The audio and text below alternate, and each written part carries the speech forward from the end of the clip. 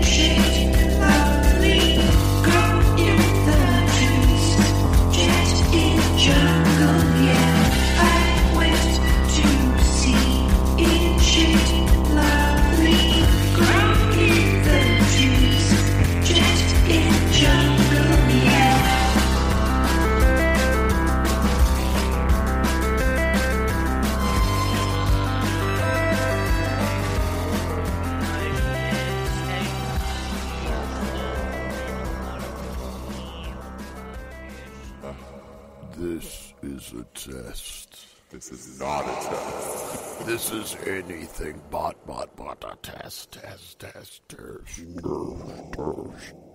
Welcome, everybody, to the Design Freaks program. I am Clarita. Welcome, fellow Design Freaks and children of the Kern. Today we have a very special guest. We are going to be talking to Seattle's favorite rock and roll regular dude and musician, millions of albums produced, Mr. Kurt Bloch, everybody. Thank you. Very nice to be here. Nice to have you. Thanks for coming.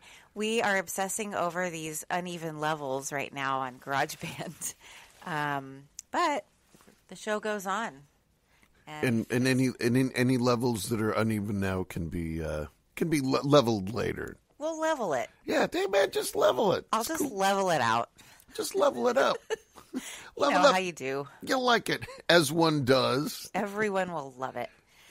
So, Kurt, for those of you listening who do not live in Seattle, we do have some listeners in the UK.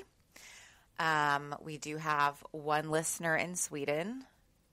At least once, and some Austin, Texas people as well. Thank you, guys. I like my Austin, Texas. That's right. That's my hometown.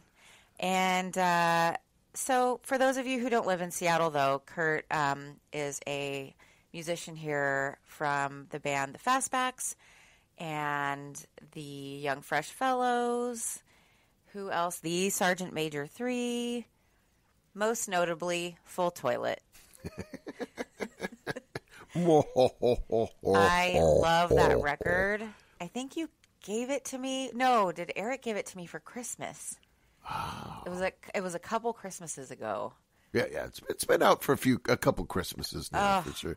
I generally figure out how old records are by how many Christmases have gone by since they were released. So I appreciate that. Well, it's great, and I don't think I've seen you guys play, but I've seen photo. That's one where you wear that gold blouse, correct? Full Toilet. Which blouse? Could be a gold blouse in Full Toilet for sure. Blouse. That could be, and then I mean, there's any number of things that could happen. So many things have happened. There's no strict formula for a Full Toilet show. In fact, there's a formula to not have a formula. So today we are going to talk to Kurt about all kinds of things. Personally, I am obsessed with, I know this is a music and design podcast, I am obsessed with your DIY Photoshop skills. Can you tell me a little bit about that? How did that start? And how well do you know Photoshop? Have you ever taken a class No, I've never taken a class of Photoshop, but, I've definitely had Photoshop for a long time, since, well, in fact, I think, when did the first Photoshop come out? We had a family computer, would have been the early mid 80s. Really? Like a Mac 128 or something like that. Okay. And we did have the little 3.5 inch floppy disk with the application, with the program called Photoshop. It was 2 words. Whoa. Not that you could really do anything with it. I don't think you could, But you've done so much. but I was, aware of that from back then. Was it more similar to like MS Paint back then? It must have been, honestly, I don't remember what it was like, but I probably still have that little disc with Photoshop on it. Oh my God. But I don't remember actually really, because it was, you probably don't remember those old computers. They were, the little sort of grayish blue screen. I remember that. And the little skinny, the narrow. Yeah, they had, they had them at banks, and they're like a little mini tower with a 5-inch square screen in the middle. The screen was small. Yeah, and there was music programs you could drag notes and put them on a staff and have it play the music back. See, and stuff like that. I was the age when that came out where I was interested in the games, not. And my cousin had an Atari computer back then, because Atari made computers. Sure. And that's what the games were on before they separated games out of the computer. So right. That's all I thought a computer was. Mm-hmm. Is a game was a game Impossible Mission we played, and Dark Castle. Mm-hmm. The ones where you walk around and and come up with strange. You get the key. There's always a key. Walk over. There's always a key, wasn't there? Isn't there always? But then later, computers were always something that was always held the key to me for so many things, because I've always taken photos and printed pictures in dark rooms and things like that. So when like those early computer forays were not very valuable, because you couldn't actually do anything that you needed to do. You couldn't really edit photographs, and you couldn't,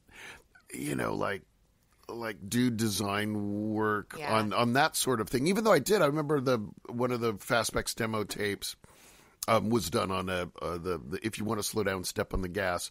The demo tape that we did in 1985 was, done on the Mac 128. Whoa! So did you also use like Xerox and all the traditional design? Oh yeah, absolutely Xerox. But like back then there was no typesetting available to the layman. Oh, I get it. Yeah. And so we had a couple places that did photo typesetting, and you could go there and, tell them what you wanted and look through their type books and see what typefaces they had. And then you'd go home with basically a crappy half-assed drafting table built out of, plywood and I think at one point I did buy a T-square with a clear thing on it, so you could actually do things straight. But there was nothing to set type with, at home. So it was either type it on a typewriter and then go to Kinko's and blow it up to whatever size you wanted to do, or write it by hand, or go to a photo typesetter.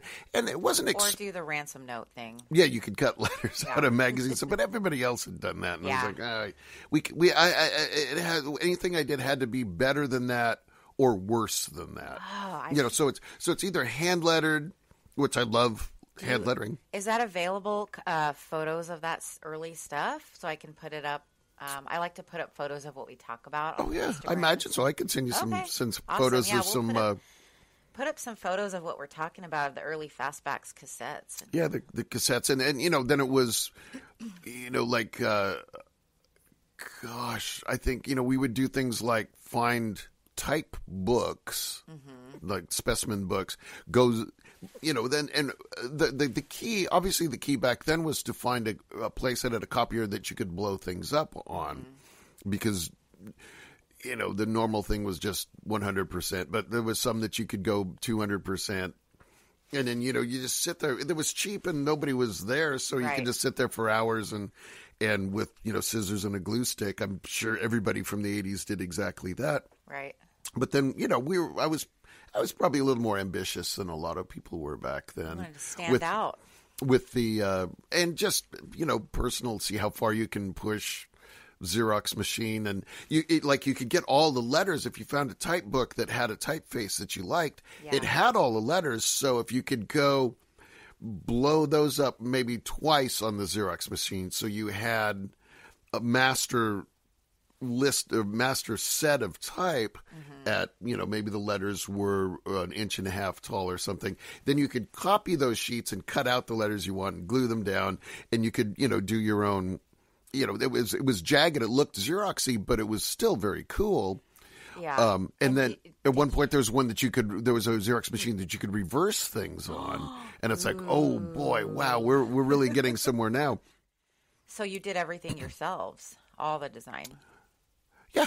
Oh, awesome. Yeah.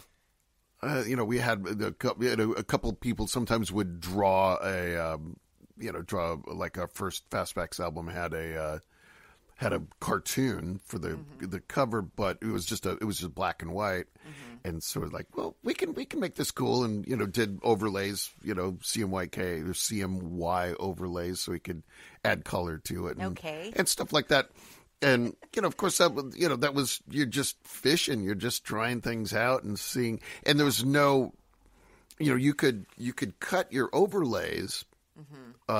But there was no way to actually know what it looked like because you could get a color key made, like if you've ever seen those, the plastic layers and stuff, which are super cool, but they cost a fortune, like hundreds of dollars for a LP cover sized color key. And it's like, we don't have any money. We don't have any money to make the record. We're like pulling in all the favors we have to, because everything, like if you're a young and, we didn't have any money, just trying that's still happening. Oh yeah, for sure. And I understand that, like a lot of the projects I work on, it's like, look, let me help you save money on this, because try to get as good of a thing done as you can without wasting money. I mean, and because it's just, making records can be a money pit, and less so now because you can do all these things that you're on your own. But now that you can do them, it's not a question of can you do them. It's like, come on, let's kick this into gear. Let's try to make it look nicer than just because you can make design. Anybody can make a design on their home computer now. Yeah. Doesn't mean it's going to look very good. And it's like, just look at these ones that don't look very good. Now look at these records that do look good. And you don't have to be a professional anything to make something look good. You just have to have a good idea. Kurt, you're telling people not to hire me. Well, just look at Clarita's designs and then look at yours. Maybe you do need to hire Clarita. Maybe you need to hire me. Yeah, but just come up. It's just like music too. Just because you can have a band, come up with some good ideas. Like come up with something. You don't have to force everything that hasn't been done before, but just try to make music and art that you like. If you really like it, it's like, I guess that's what I always just think is do something that makes you happy. Mm-hmm. So many people end up with things like, well, I didn't really like it, but it's like, well, why did you do it then? Do you ever get people come to you to produce a record who have money, but they are like what you just said, they're not that into it? Well, no. No, because no, because generally the records that I work on are by rock bands. Yeah. Now, the thought of a music producer, could be a singer songwriter, coming to a music producer with some songs and wanting the producer to help them make a rock record out of it. My father or said something I'm like the that. best. Yeah, my dad said my songs are better than anyone on the radio that he heard. But I mean, so that's not the kind of projects that I tend to do. Okay. I more of trying to find, 3 or 4 or 5 people in a rock band that already sound killer that don't want to ruin it in a bad studio Right. undertaking.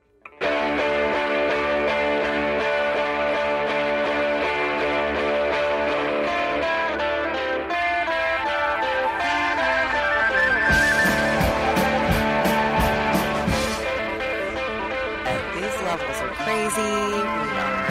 I am here in my garage, not knowing what I'm doing. I hobbled this all together. Please don't judge me, Kurt. Please don't judge me. My setup is a little funny, but it's DIY. I'm doing it on my own. Please check out the donate button on the About page of my website. What else was I going to ask you? I didn't even say, hi, how are you doing? Because we talked before we started recording. So that's kind of a podcast mistake, I think. I always chat with people before we start, and then we have to do, a fake chat at the beginning. There's been no fake chat so I know. far. No, That's good. no nervous neighbor talk is what we were. Nobody knows where we are right now, do they? Jesus. We could be in your basement, in your converted garage. Welcome to our ASMR podcast with Kurt Bloch. He's going to put you to sleep with threats. Quiet threats. Putting you to sleep with idle threats since 1982. Oh my gosh.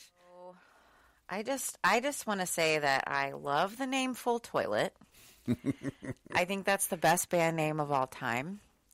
And I want to say also that the birthday that you, Pete, and Leslie created a band and played birthday songs for me at Gainsbourg was one of my best birthdays ever.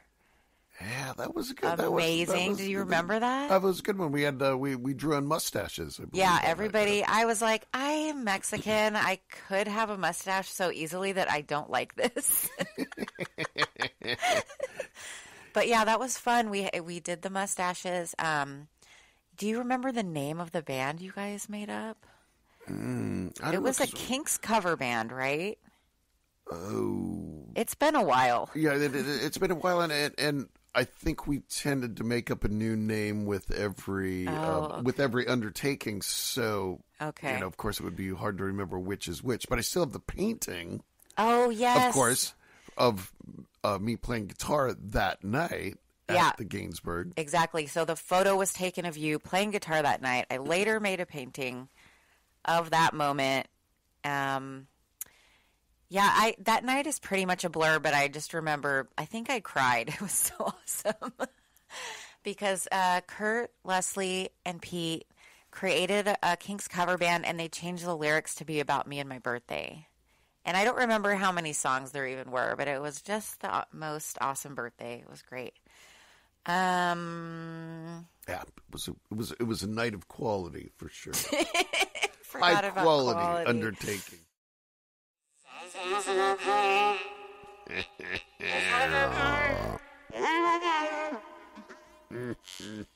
You're the producer, you told me. Sounds great, right? Sounds good.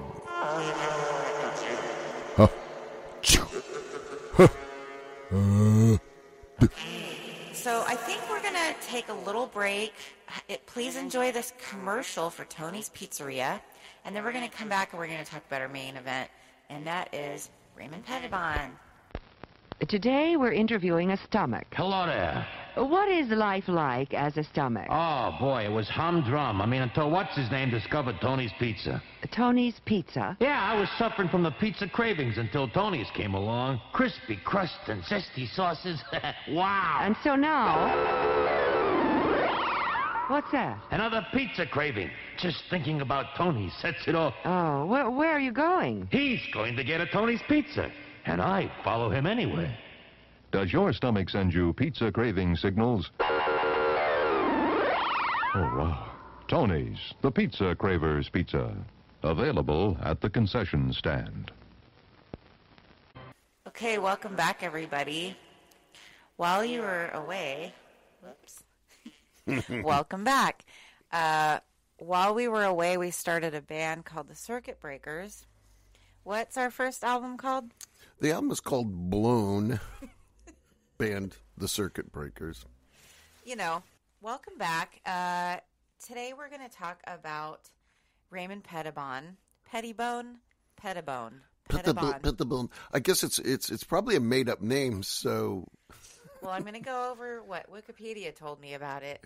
Is there a little button to click on, then you can have it pronounced Raymond Pettibon? We should do that. He's very French, yes. Yeah, Raymond Pettibon. So his dad gave him the nickname. So he was born Raymond Ginn. He is Greg Ginn's brother, Greg Ginn of Black Flag and SST Records. And it says here that his dad named him Pettibon, like little good one. So he was born in 1957 in Tucson, Arizona. I did not know that. He became the artist for SST Records, and he's sort of like the zine king. He's done probably thousands of zines from the 80s till now. I'm not sure if he still compiles his drawings that way, but I know he has a ton of work out there that he's still doing, still draws every day. He's won several awards. I'll get more into that later. Was the fourth of 5 children, born to, their dad's name was R.C.K. Ginn. There's 3 initials as a first name. R.C.K. Wow. An English teacher who published several spy novels. He earned an economics degree from UCLA in 1977 and worked as a high school math teacher. Raymond. Wow. In LA, in the LA public school system for a short period before pursuing and completing his BFA in 1977. So he went back to UCLA and got his Bachelor of Fine Arts and did a lot of cool stuff while he was in college, too. I think that's where he started most of his, what we now know of his illustrative style. Right. And so he was a teacher, and before he became a counterculture. Isn't that weird? But he wasn't an art teacher. He was a math teacher. Yeah. Opposite from... Yeah, it's hard to say. It'd be interesting to see if he does have any more mainstream art. He definitely does some beautiful lithographs that the MoMA owns a bunch of his stuff. So mainstream. Oh, and there was a towel that was at Target. I will put it on the Instagram. So you can look along. So I'll put it up here on the screen so you can see it. Whoa. That was sold at Target. Huh. Wow, that's pretty cool, actually. Mm-hmm. The Raymond Pettibon beach towel. I know. And there was also a limited amount of them made, so they disappeared very quickly, I'm assuming. Yeah, I mean, it's just very interesting to see how other people get by in life, because you'd like to think that you could just be a counterculture champion, and if people think you're cool, then you'll just be able to get through. Yeah. That you'll be able to pay your rent every month, or pay for your. Well, you can pay rent in punk rock points, right? I think. Well, you know what? I think I've learned in the last 15 or 20 years that you can't. You'd like to think that, but that was more of a 90s thing. Yeah. Maybe in 1991, those punk rock points could go to paying rent and stuff like that. But now, you could move. You could move to. Saginaw, Michigan, perhaps, or something, and you're not going to be able to generate as many punk rock points, but you might be able to find a place to live that would be a little less expensive.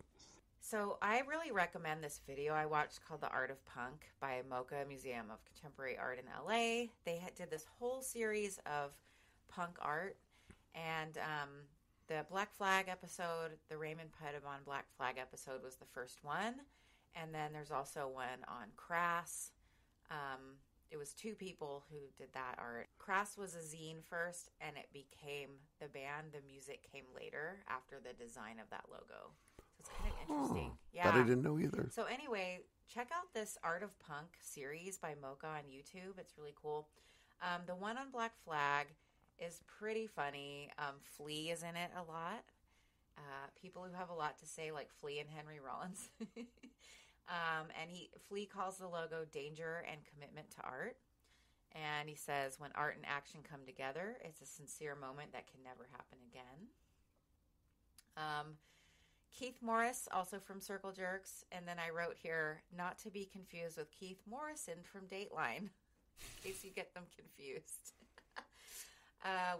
He said the band Black Flag was originally called Panic, which I didn't know. And then also Greg Ginn wanted to call it Rope at one point. But basically they had this musical landscape going on, like the Eagles with Hotel California, and it was just making them more and more pissed. So when they heard other bands like the Ramones, the Damned, Sex Pistols, they kind of were forced into action, like, we need to do this. We also right, and I think that happened. That either happened to people in 1977, 78 that were in bands before the Ramones, and also the Sex Pistols and the British bands and stuff. But they either changed you or they didn't.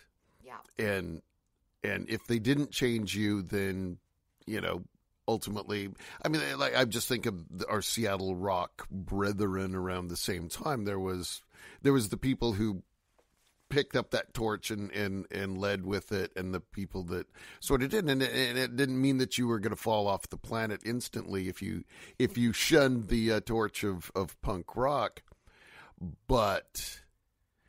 It did. It absolutely changed everything. How was the atmosphere? Because you grew up here, right? Yes. And how was the atmosphere here in Seattle when that change started to happen? Because we were known for Jimi Hendrix and the Kingsmen before that, right? Right. But there was also there was Heart. Oh, that's right. They were already a very well heralded and popular band at that point. Heralded and well deserved. But there was no place for young people's bands, and the young people's bands around that time were generally fairly, conservative, like, and then when the torch of punk rock lit in Seattle, it was a very small scene. There was, I was just thinking about this the other day. There was it like the Telepaths? Yeah, Telepaths actually, the Telepaths actually started in 1975, and they were more, they were inspired by, the Stooges and They were rebellious in some ways, but actually their music is absolute just killer rock and roll. Fantastic. Yeah. So tell us more about when punk started happening in Seattle. Well, I think before grunge. That's what I want to know about. Oh yeah. I mean, like when I was a teenager in Seattle, there was the Telepaths were, to us, the most accomplished band of young people of our age. We're like, wow, they can play 21st Century Schizoid Man by King Crimson. They can get through that and play all the parts and not stop halfway through. And we were roughly the same age as they are. Were these at house parties? Well, we first saw, like, the first bands that we saw, local bands. We did see the Telepaths because they were one of the few, as established as a band could be at that point that was not, I mean, at this time they're 17, 18, 19 years old. So they're not, they're not playing in bars. They're playing mostly original songs, so there, like anything else, there was no home base for bands like that until the club, the Bird, opened up. Where was the Bird? The Bird was on Washington Street, I think, downtown, First and Washington. I think that's where it was, 109 South, or maybe Spring Street, 109 Spring. That's where it was. Okay, yeah, Spring Street. Spring downtown? Yeah, 109 Spring Street, I think. And the original Bird only lasted a few months before it was shut down by the police, but... But it was for that time. It was, my first band, the Cheaters. We would not have really probably done anything if it was not for the Bird, because you'd run into the same people. I mean, we grew up in a Lake City. We didn't grow up in the U District. We weren't Roosevelt. We weren't commingled with the same people that were starting bands in Seattle, but we didn't know. We just had a band in my parents' basement, and then, trying to learn how to play songs that were way too hard for us to learn. And then, what were your first song? What was your first show like, and your first song? Our first show was at the Bird, because it wasn't like we were fumbling around until then. We heard. We heard the Ramones, and we heard the Saints, and we heard the Sex Pistol singles and the Damned, and those first records from 1977 is like right when we started getting together. And I think one of the first things we did is we learned the first 3 songs of the second Blue Oyster Cult record, Tyranny and Mutation. That was our goal, to have this like scary, sinister sort of sounding rock band. Except it's like, well, this music. I mean, we just had started playing instruments, so it was like it was so far out of our abilities to play it. Going from zero to Blue Oyster Cult, right. As a 16-year-old. Yeah, and God bless us for trying. But then we saw this band, the Telepaths. Maybe they opened a show that we saw, and it was like, whoa, that's kind of like a real professional band. We'd heard of them, and another band, Uncle Cookie, who had Conrad Uno from Egg Studio notoriety, was in that band. And they were another band. They weren't punk per se, but they were absolutely DIY in that they were a 4-piece band. There's 2 guitar players, bass player, drummer. And they brought their own PA. They brought their own light show. They had, built, coffee cans spray painted black with lights in them. And they had a controller that Uno operated, like stepped on different buttons to change the lights when they were playing. It's like, whoa, they can do all this themselves. And they seemed like they're a million years older than we were, but actually they weren't. Like 28. They're 24 or so, 23. But they were just, they just had been playing a little bit longer, and they, it's like, wow, they sound like a real band, and God, maybe we could be like that. And then, then we heard the Ramones, and we heard all the punk bands. Are like, well, this is really what we want to do. We just wanted to sound like the toughest music we could find, like, which at that time maybe the toughest record that was out there was the first album by Montrose. It was like the first album that all the songs on it were loud, and there was no heart-wrenching ballads, and there was no anything. It was like, well, we just want to have the most kick-ass band. I love that album cover, that Montrose. I love the type on there. Sammy Hagar, right? That's some classic hand lettering there.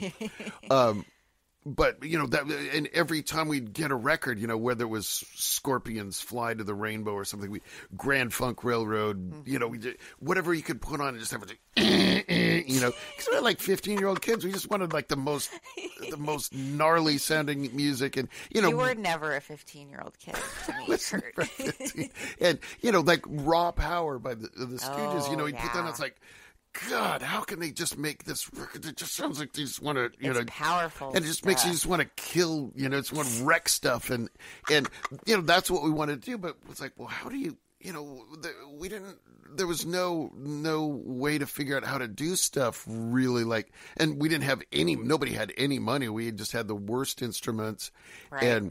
And you're like, well, all we wanted is a Les Paul Jr. and a Marshall half stack. Mm-hmm. But, we Plug straight in. Yeah, Right, yeah. but that's what you wanted. But Right. I never had those things. All we had is the stuff that people would get rid of in our high school.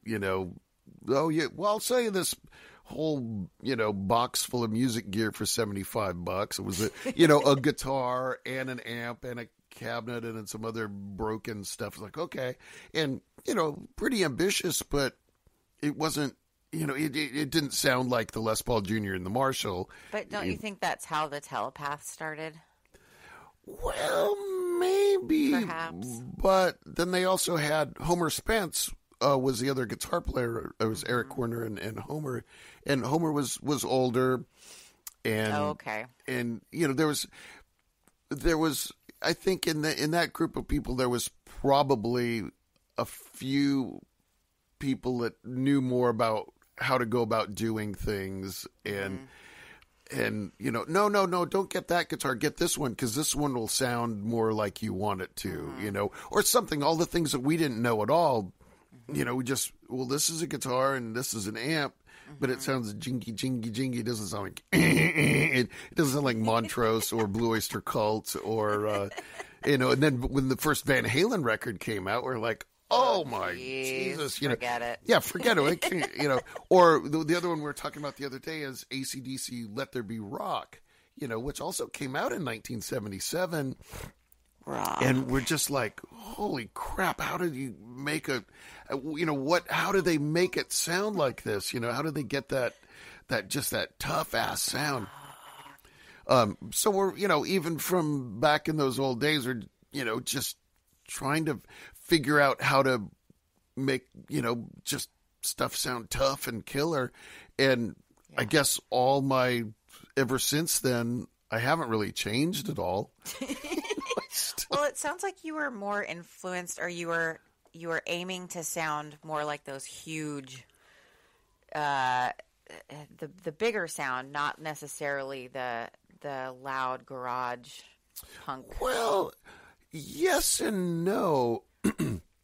I think the original, like, if you compare the early, 77, 78, 79 U.S. punk records with their British counterparts, we always loved the way the British records sounded because they actually had money behind them, whereas none of the American, other than the few that were on the major labels, obviously the Ramones and things like that had a proper studio, but the indie records in America, we were like, we saw this band, and then you listen to the record, and the record's go. That's the shame of things like when you look back on like Rocket from the Tombs, which is like a legendary combination of people, but the only recording is so hard to hear. Right. But it's charming in its own right. Don't get me wrong. I'm not like this, I get it, but it's also kind of a shame because those were the original versions of songs that sure became all of our favorite punk songs. And then at some point, everything sort of changed in the recording theories, and I guess it's the logical progression of digital recording and all that, where the sound that we would so desire back in 1978 for our first recordings, and now you can with digital enhancement, you can almost make a garage recording. You can replace all the drum sounds, and you can play your guitars through digital processors. Oh yeah, and you can do all that stuff and get this, this arena rock sort of sound. And now it's not good anymore. Well, I think it's the same premise as graphic design. To get back to Pettibon's design, it's the same premise that just because everything's more accessible doesn't mean quality is more accessible. No, because it's all, you can gloss things up much, like anybody on their home computer now can gloss things up to a degree that was unheard of back in 1978. Right. But, like a great hand-inked drawing that says it all, authenticity. A blasting killer recording of 4 people in a garage or a small room, actually, creating excitement that is akin to the excitement you would see going to see a band. Exactly. And that's palpable, and you can feel it. You can hear it in the recording. And and now people make these digital recordings where everything is, placed just so. And then they try to recreate that at their show.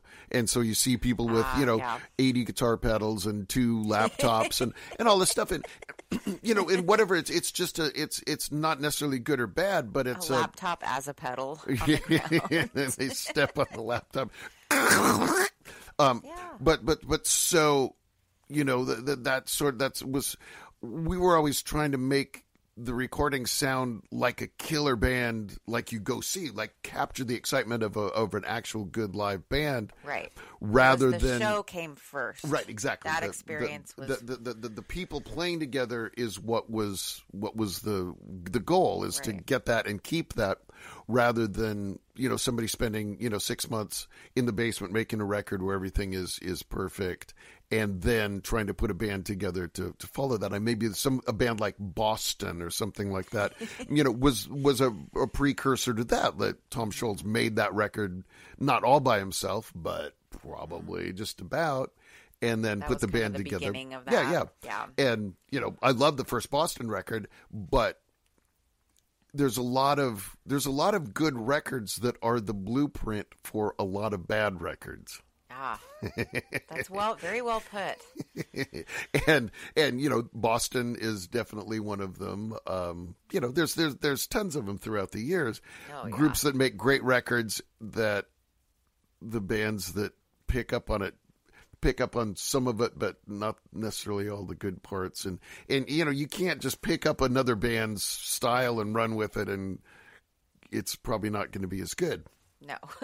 Like anything, like Black Flag. How many bands wanted to be Black Flag? Oh, a million. Mm-hmm. But who was the artist that said you can't steal from an artist, you have to take from a bunch of different people and no one will know you're stealing? Right. Or yeah, exactly. Don't come up with your own thing. Like, come up with an average of all the stuff you love and make it your own. Like, or just make something your own. You can be inspired by things like right. That's what I mean. Like, take inspiration from everywhere. Take inspiration, but just.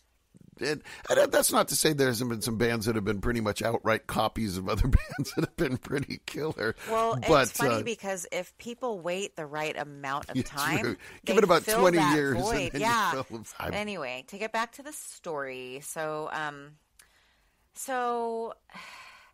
speaking of good and bad, so Greg Ginn found out that there was another band called Panic. Now, I kind of want to hear what this band sounded like because that would have been a great name, but he found out they couldn't use the name. So Raymond, Greg Ginn's brother Raymond, suggested the name Black Flag. And my suspicion is that he had done the drawing first and then decided that would be a great name. So again, there was the artwork came first and then the band kind of adopted the artwork. But I also think that not only did the artwork lend itself, like he named the band, he gave them their logo, he created the 4 bars logo, but because all of his artwork became associated with the band, they became an art punk band. So I think that Raymond was, and I think they considered him to be a member of Black Flag, and anyway, when he showed them the 4 bars logo, they all freaked out. They loved it. They were like, what? And also, Henry Rollins admitted later that he didn't know that it was supposed to look like a waving flag. He was like, what are these 4 bars? So anyway, so he explained, well, it's a waving flag, and I have the audio I can play of him explaining it because it's really cute. But around the same time, he changed his name to Pettibon. He was Raymond Ginn still, but his dad had given him the nickname of Pettibon, good little one. I guess they were French, and his artwork. Ginn. Ginn. Is your name Ginn? I think it is. Not a Ginn. Not again. No, not again. And so his artwork was he started to make just tons of flyers for them, album covers, and then all their merch, the shirts, stickers. They made skateboards throughout the early 80s. And then he became pretty well known in LA for, he also designed for other punk bands, obviously, LA punk bands. Everybody loved his art. It was very raw, and I'm going to put just some random examples of his zines and his different drawings and lithographs up on the Instagram. So also they said that when he presented as like, okay, I'm kind of a member of Black Flag, like I'm kind of associated, but I want to do all the visual stuff. When he took that on, because Greg Ginn had been trying to name the band, and that had created this weird power dynamic, like this weird, like Lord of the Flies, I'm the leader type of struggle. And Raymond stepping in and taking on that role really helped take that out of the band. He took that weird struggle out. So they were kind of, in this video I watched from the MOCA series, they were kind of saying how that helped the stabilize them a little bit. So just to talk about the logo for a quick sec, I was wondering, what is that typeface? It looks so familiar. It's the Law and Order typeface too. Yeah. So it's called Frizz Quadrata, F-R-I-Z. I'm assuming it's Frizz Quadrata. It was originally designed by Ernst Frizz. He designed it in one weight originally, and then it was among 15 award-winning typefaces in a visual design competition in 1966. So that was when it was released. Whoa, so it's that recent? Yeah, it's not an ancient typeface. It's pretty new. I just think of talking about typefaces, I think that so many of my they're favorites all based on old ones, though. Well, yeah, of course. Yeah. I mean, even the Black Flag one is, serif from, stone carving exactly, style. Yeah, they all come from, like, Times New Roman, probably, It's definitely Roman. It looks Roman, style. except it does have the open bowls on the lowercase letters. They're not closed all the way, but most often it's used in all caps. Yeah, it's all caps. So you don't really notice that. But I was looking at all these examples today on the internets, and I did notice that some people do use it in lowercase, and it looks really weird because the numbers don't close all the way either, which is really weird. So it was adopted by the ITC, the International Typeface Corporation, in 1973, and then a bold weight was added by Victor Caruso, was his name. That does not sound like the name of a man who is a type designer. Sir, you should be having adventures on the ocean. I'm sorry. Sailing. Well, Victor Caruso. So it's slightly different from the original, but pretty much the same. And then finally in 1992, Thierry Puifulu. There's a lot of vowels in this word. It's French. It ends in an X. Puifulu. I don't know, designed italic weights. So there's now an italic and a bold. And that was released in 1994. This is just for the type nerds, if you happen to be listening. A Frizz Quadrata.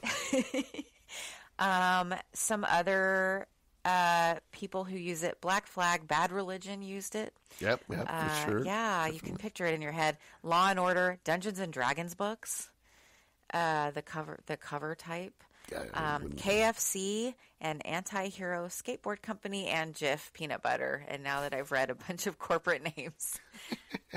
Well, now, but what's interesting about that typeface, as well as the 4 bars, the Yes. actual black flag logo, to say nothing of the bug spray black flag. I know. Which That's what I thought of when I was a Which is teenager. absolutely, it's so genius on so many levels. Was that around? Was the bug spray around before? Oh, the absolutely! band? I'm sure that It's the bug spray is absolutely I haven't the read lineage of. But see, the he band doesn't name. admit it though. Yeah, probably can't. He'll get sprayed. He probably can't, because they'd probably No way. take it away from him. But somehow. it does. Even the logo looks a little bit similar. Oh, absolutely.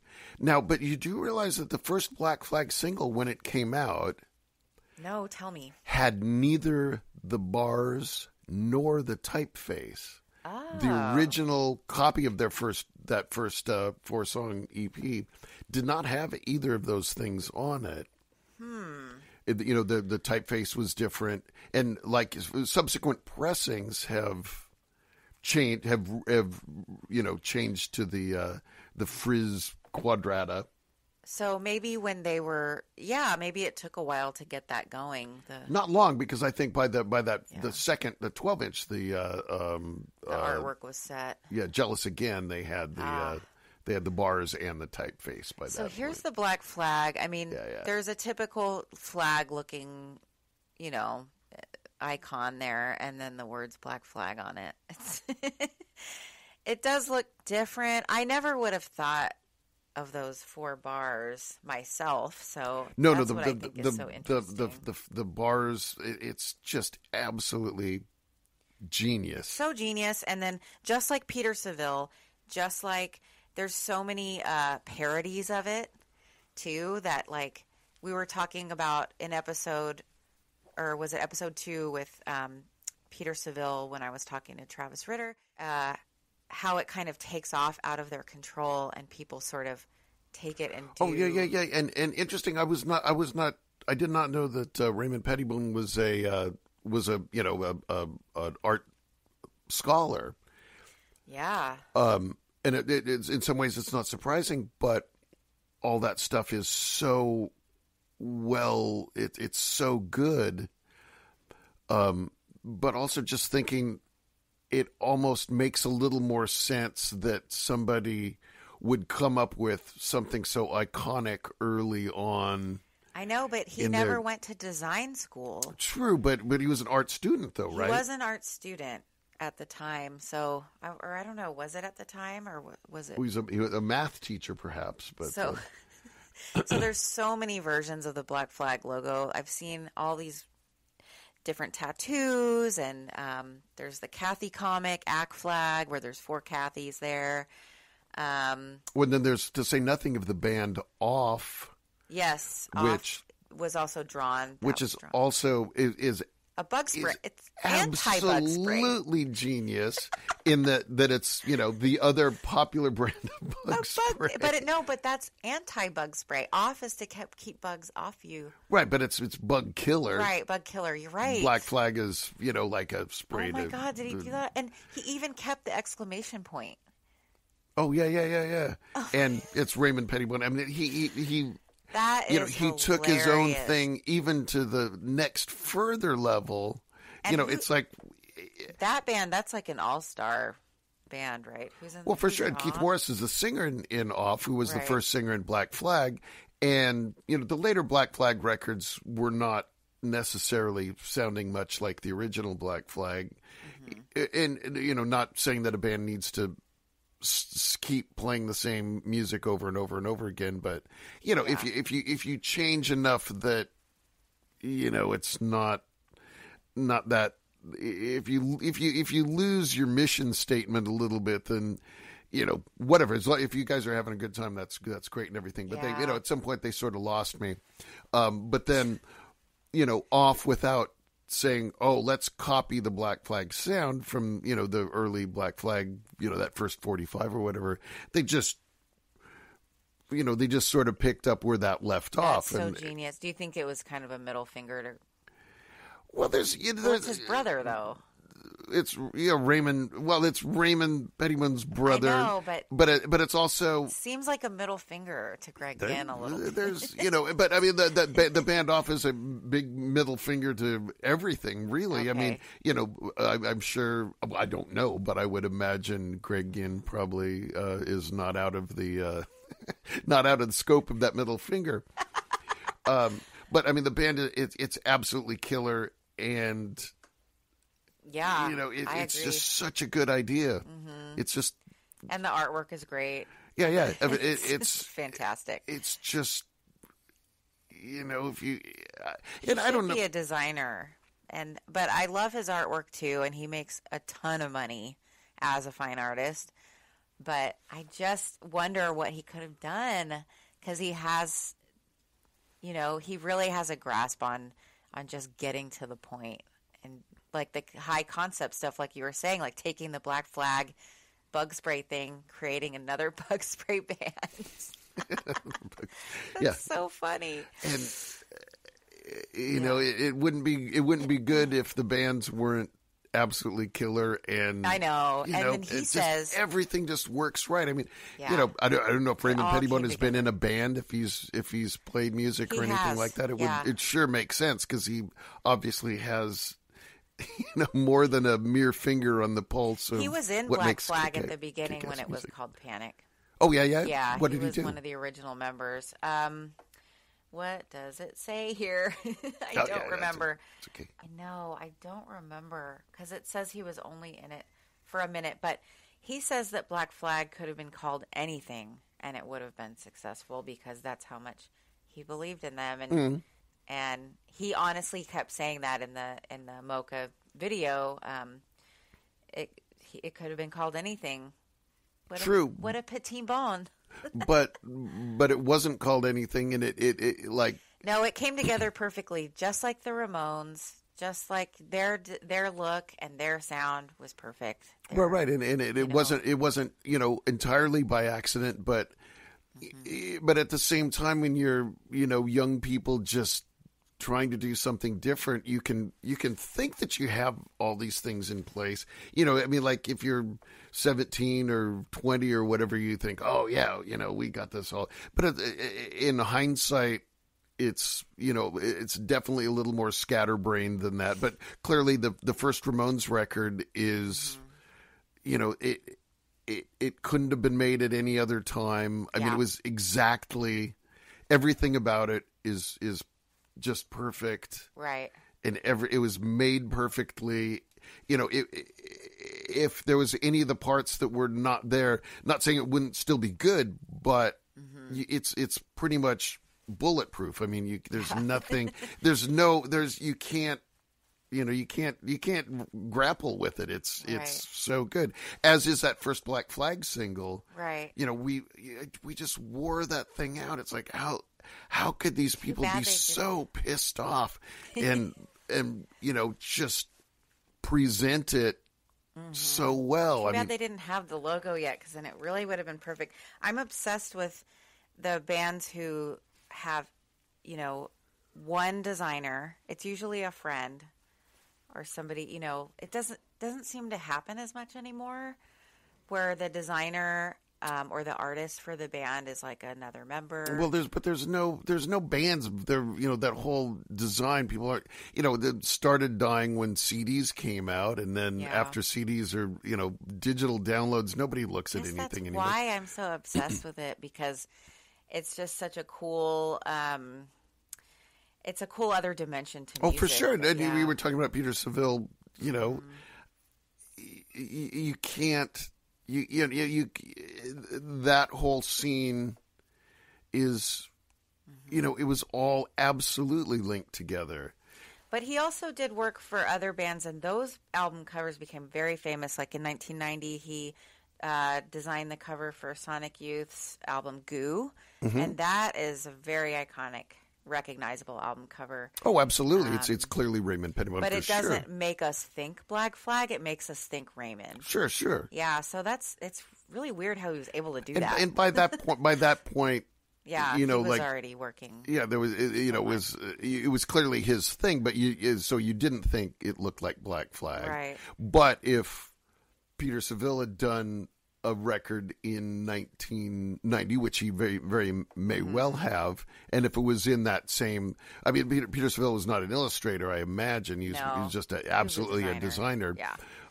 And so it's a little easier to go in different directions and stuff like that if you're not putting a pen to a piece of paper and, you know, Yeah. He could be doing things that were, you know, in a parallel universe, but some of those things are so ingrained with the music, like the factory records and even the mid-'70s, the hypnosis design. Well, I almost did that episode for us. Oh, yeah. I have the hypnosis book. Oh, I don't have the book, but, you know, I probably have a lot of the records for sure. Everybody does. You don't even realize how many. Oh, yeah. Yeah, but anyway, I'm going to do a hypnosis episode soon. Okay, well, I'll drop in for that one, too. Yeah, please come back. I just wanted to also go over a couple more things about Raymond. I wanted to play this audio because I thought it was really cool. Is this astonishingly talented artist? You have this person making the suggestion that this is what we should call our band. And then all of a sudden, somebody else steps up, and that person stepping up would be Raymond Pettibon, presenting the logo and the name. My name is Raymond Pettibon, and I designed this motherfucking thing. It was a way to maybe tug away a little bit of power. Maybe now we're becoming a band. Maybe it's not so much just about you, but maybe it's about the rest of us. For me, talking about Greg it's always been about the guys in the band. Keith Morris speaking, I'm sure. Right. So, Black Flag's logo originated by one Raymond Pettibon, the amazing artist. That became synonymous with unrest, chaos, rebellion, and those pushing against anything you got. I probably don't have clearance to play the music. Raymond Pettibon is why you say Black Flag and say, well, draw their logo. Yeah, that's Ray. It's not Greg Ginn, not me, it's not any of us. It's Ray. I've met a lot of smart people in my life, you know, like geniuses. Love that part. He's like the artistic genius. He's a genius. You know, I know geniuses. We know Henry. and Henry Rollins is releasing a sung word album, you guys. Sung word. He's gonna sing it. I like those guys. I like me some Henry Rollins. I know. It's a great video. You got to watch it. It's really fun to watch from the beginning. Watch it all the way through. But I love learning about what happened to Raymond Pettibon because he has these punk rock roots, you know, LA Flyers and, you know, just crazy stuff with like anti-police messaging in it, which, you know, wasn't even, I don't know if it ever got censored or not, or if anyone got super upset, but there's a really famous drawing of a cop with a gun in his mouth. He's really out there and trying to shake things up, and then becomes this kind of gallery artist. So it's just interesting to me. He says when he was making the zines, he says about his booklets, he started making the photocopied booklets in 1978, and he says he's still making them, and he says they're the sum of his ideas and aesthetics. And anyway, he's now gone back to collage, which is what he started with when he first started making the zines. So he's kind of come full circle, which is exciting. There is a little bit here about the music he's played. There's a lot of information online. He is in a band called the Niche Makers,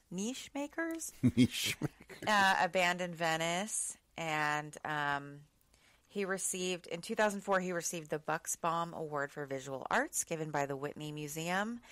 And I really love this quote of his. He says, "I was making my work as transparent as possible, without equivocations, without calling attention to itself, without apology. And then he also says there's a lot of conventions in the art world that are not to be transgressed, but my economy of means doesn't abide by those strict structures.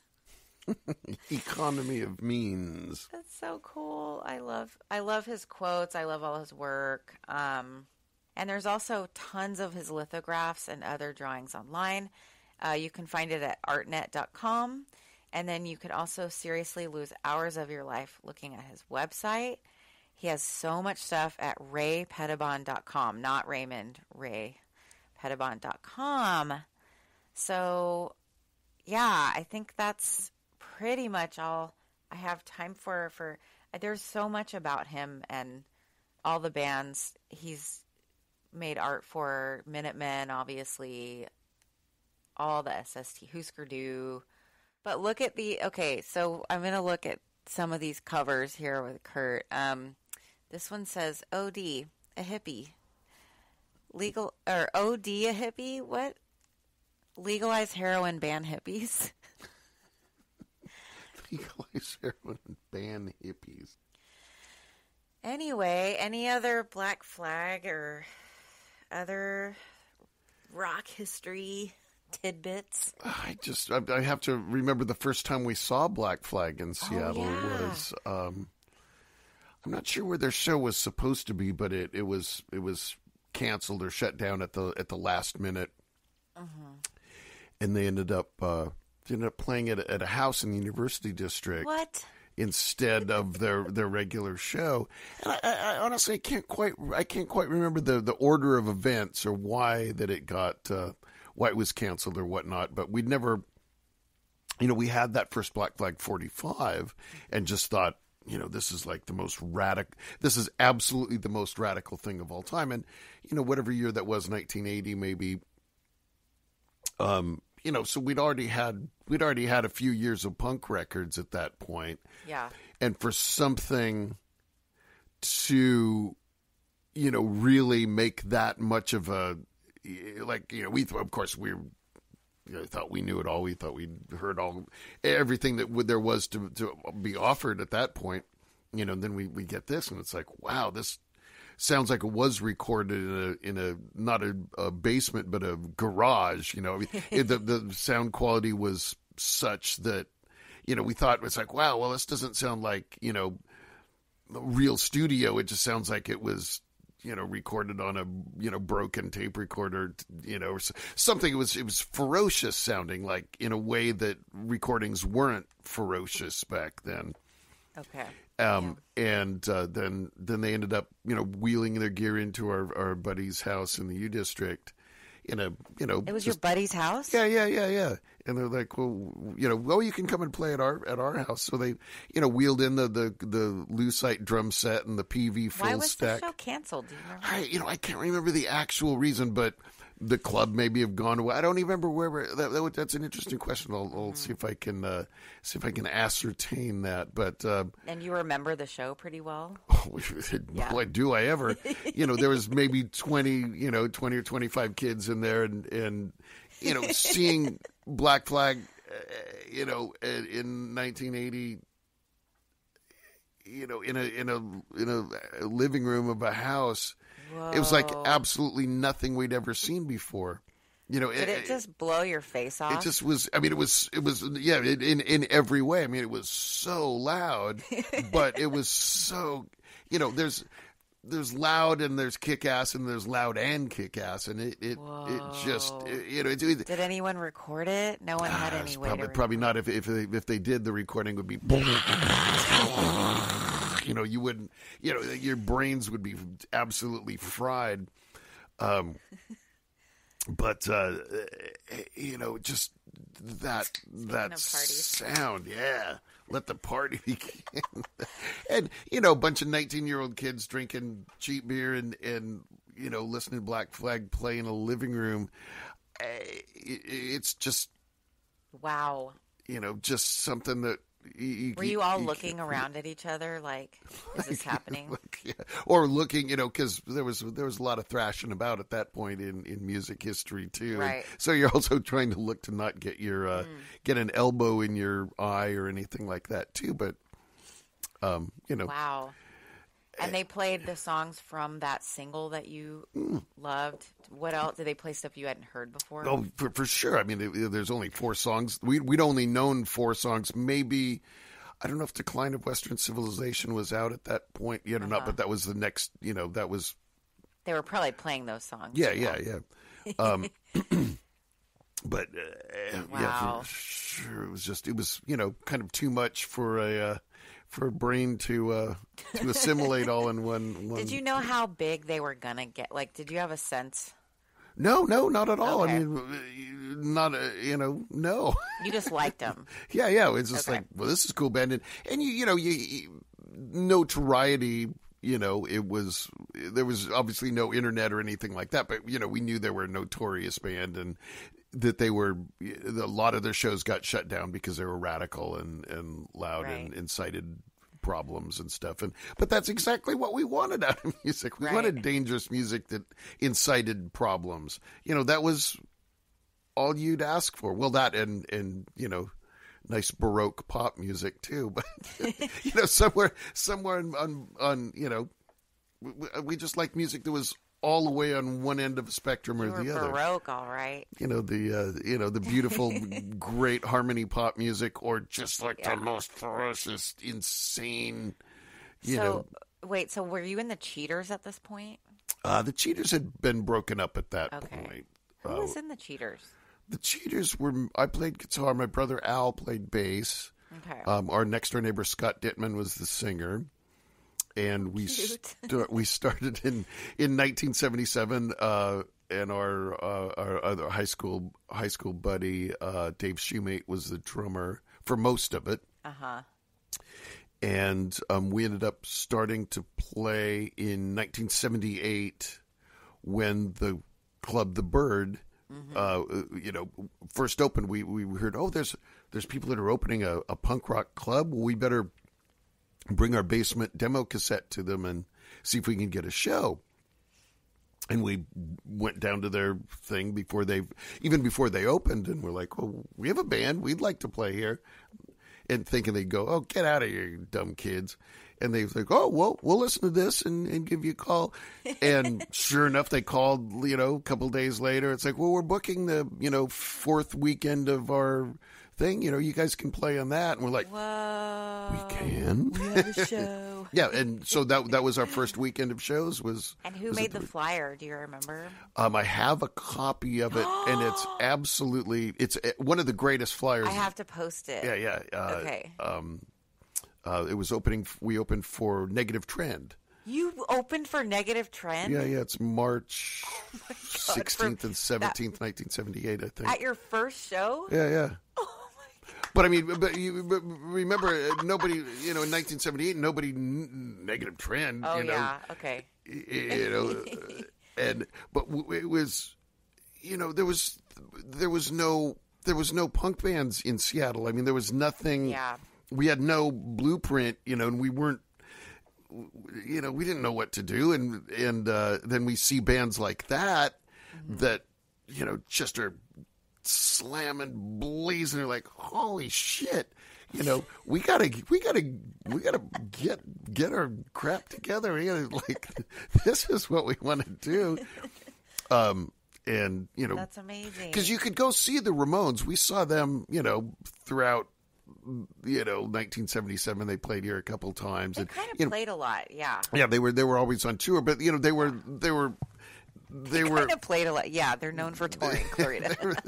they were professionally played at real music venues and stuff. And then you see, in your face, too loud, American punk band playing in a small room.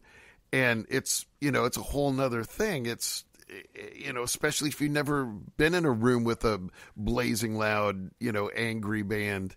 Yeah. It's like, wow, we thought, if you're 17, you think you know everything. You think you've seen everything. It's like, nope, we haven't seen it. Wow, we haven't seen this. And, Negative Trend and what other band? We played with. Everybody can go to that house party in their mind where they have that. First band. There's like 10 bikes leaning up against the living room wall. By the end of the night, they're all knocked over and smashed up.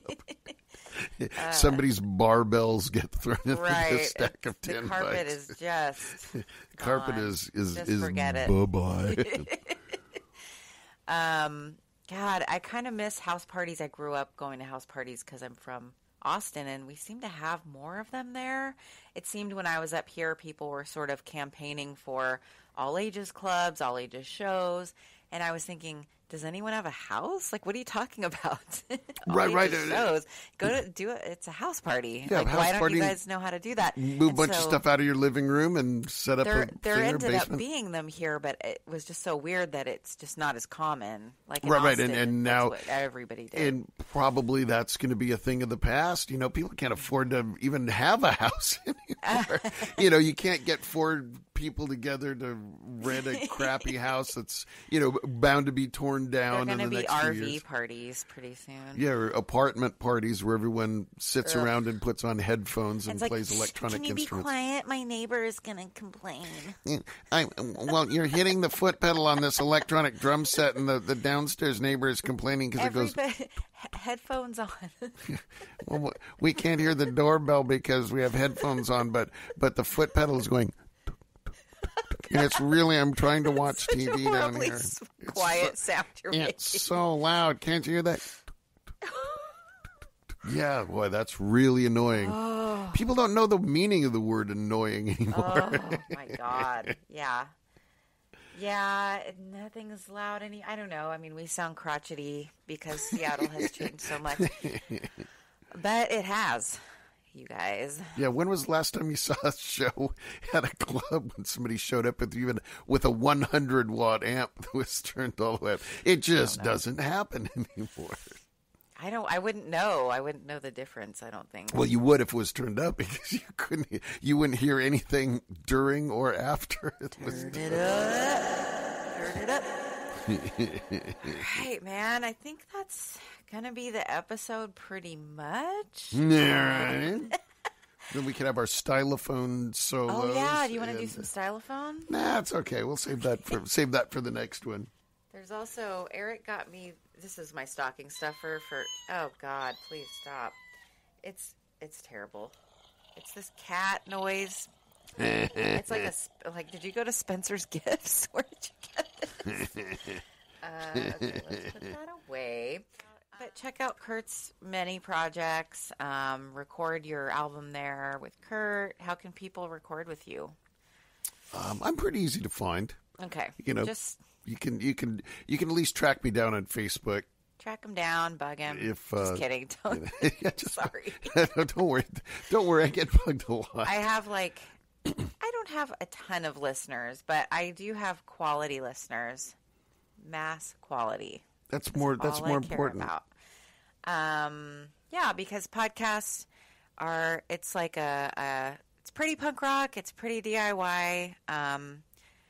No bosses, no landlords. Nobody looking over your shoulder. Yeah, no rules, man. This is the first kind of project I've embarked on in a long time that's not visual, that's just all me. And it's my idea. Live with it. And I'll talk.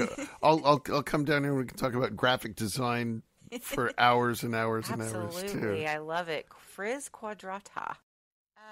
Do you have any... I kind of ask the guest every time if they have, a sign-off or words to live by, something to remember for the You could listener. sign me off by saying, just be killer. Just be killer, everybody. Okay. Thanks, everyone. Thanks, Eric. Thanks to Damage Bug for the music. Oh No No's. Tony's Pizza. Use the promo code A. At checkout and just get a pizza from Tony's. From Tony's in Jersey. In Jersey. Just call New Jersey. They'll bring it to you. And thanks to Ray Pettibon, too. Thank you, Ray. For being a killer dude. Just be killer. Yeah, just be killer. Just be killer. Yeah. All right. Bye.